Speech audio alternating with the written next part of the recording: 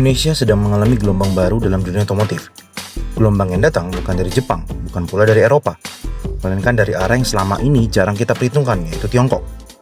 Dengan agresif, pabrikan asal negeri itu masuk ke pasar Indonesia, membawa ide besar, yaitu transisi menuju listrik.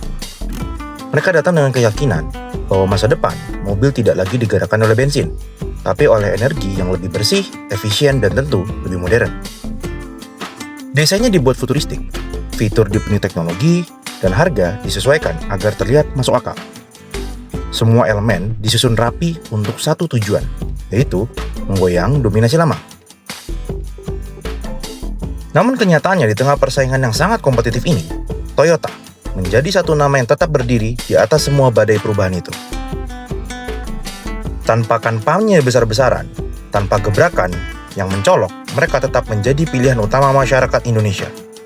Sebuah dominasi yang tidak lahir dari keberuntungan, tapi dari sistem yang dibangun selama puluhan tahun.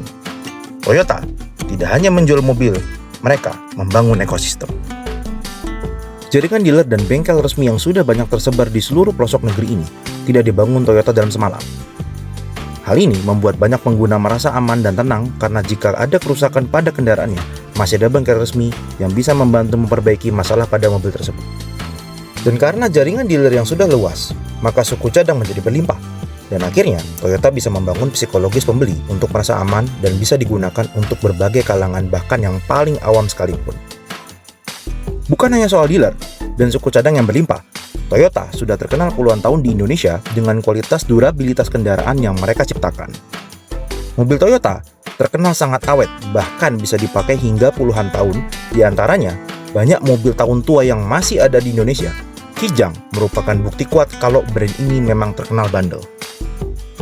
Karena terkenal dengan durabilitas yang sangat baik, suku cadang berlimpah, dan after sales tersebar di seluruh pelosok. Akhirnya membuat resale value atau harga jual kembali pada brand Toyota menjadi sangat terkendali dan cukup tinggi di antara berbagai brand yang ada di Indonesia. Ya, hal ini juga dipengaruhi karena banyaknya orang yang masih mencari mobil second untuk menjadi alternatif jika dirasa kurang mampu untuk membeli unit barunya, ya atau sekedar untuk berhemat. Loyalitas para pengguna Toyota ini juga nggak bisa dianggap remeh. Komunitasnya udah banyak tersebar di tiap tipe mobilnya. Dan bahkan, loyalitas ini juga sudah diturunkan dari orang tua sampai ke anak. Mereka sudah menjelma dari pemakai menjadi jemaah yang setia pada brand satu ini. Selain dari hal yang tadi sudah disebutkan, brand positioning Toyota juga sudah sangat besar di Indonesia dan membawa dampak yang besar juga bagi pabrikan ini. Bahkan lewat Asta Group, Toyota bisa kontrol penuh ekosistem mereka dari hulu sampai ke hilir. Sehingga hubungan brand ini tidak hanya terletak pada pemakaian saja, namun terletak juga pada sisi bisnisnya. Kenapa bisa begitu? Ya karena Toyota ini pabrikan yang sangat besar di Indonesia. Tidak mungkin mereka bisa memproduksi semua partnya secara in-house. Sehingga mereka sendiri pasti memakai vendor untuk bisa memproduksi part untuk pembuatan mobil mereka. Dan ini bisa kita sebut sebagai vendor tier 1, 2, sampai ke 3. Dalam konteks bisnis ini, pastinya akan banyak perusahaan yang sebisa mungkin ikut angin dari kesuksesan Toyota untuk menjadi supplier mereka. Akhirnya, untuk menjaga bisnis mereka dengan Toyota supaya bisa terus bekerja sama, banyak sekali tier ataupun supplier ini menggunakan mobil Toyota menjadi salah satu kendaraan operasional mereka. Dan ini tentu saja menghadirkan dampak yang sangat besar karena perusahaan membeli kendaraan tentu saja bukan 1 atau 2 unit. Bisa jadi puluhan, bahkan ratusan tergantung dari perusahaannya. Selain itu, bukti bahwa Toyota sudah sangat menguasai market di Indonesia adalah dengan memiliki leasing sendiri untuk mempermudah rantai pasok ke konsumen.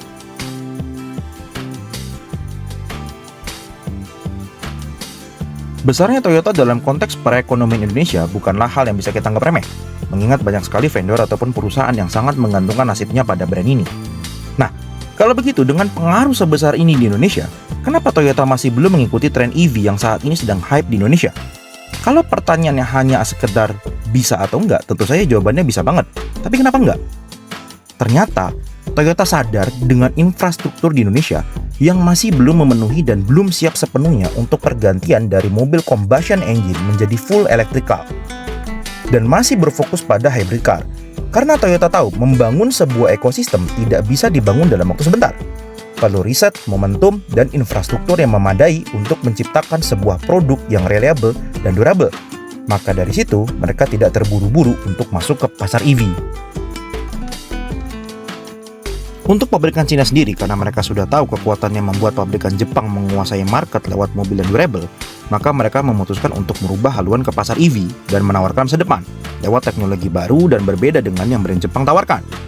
Dan untuk membangun ekosistem di Indonesia dengan market yang sangat demanding dan masih banyak kaum mendang-mending, di sini strategi mereka untuk bisa masuk ke pasar yang sudah kuat dengan brand Jepang, yaitu dengan cara memberikan harga yang sekompetitif mungkin, dengan interior yang semewah mungkin, fitur yang sebanyak mungkin, dan dengan narasi bahwa mobil listrik secara biaya operasional lebih murah dibanding dengan combustion engine.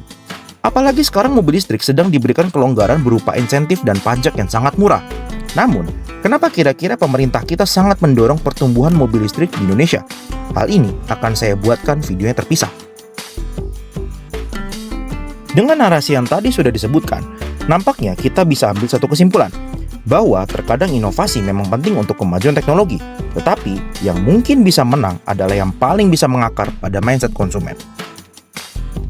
Bagi kalian yang suka dengan video ini, silakan like, share ke teman-teman kalian, dan jangan lupa subscribe channel YouTube kami, supaya kami terus bersemangat untuk menghadirkan konten-konten terbaru yang bisa memberikan edukasi dan juga memberikan informasi kepada kalian seputar dunia otomotif. Bagi kalian yang ingin membahas tentang mobil tertentu, silakan tulis di kolom komentar. Yang menarik akan kami buatkan video untuk next konten selanjutnya. Terima kasih. See you.